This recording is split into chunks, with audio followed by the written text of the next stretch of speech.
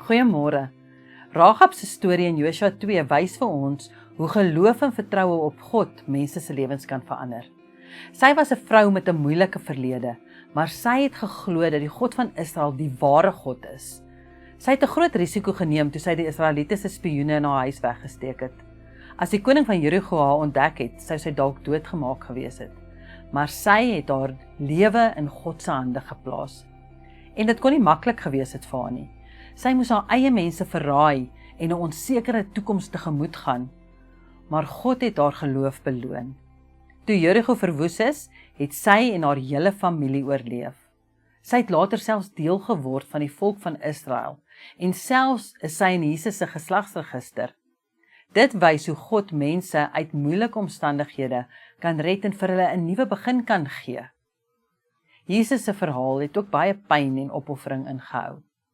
Hy het sy heerlikheid in die hemel gelos en 'n lewe van lyding hier op die aarde gekies.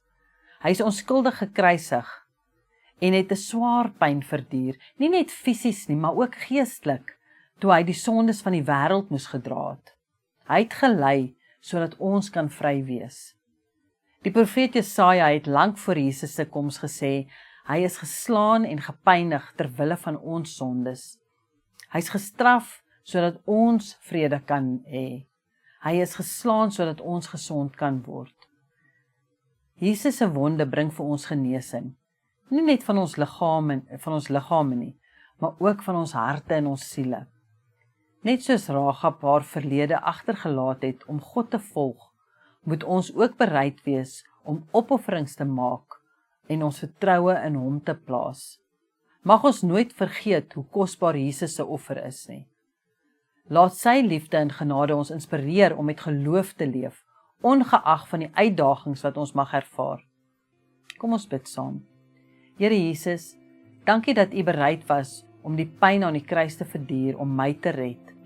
Help my om die prys van disippelskap te aanvaar en U met 'n gewillige hart te volg.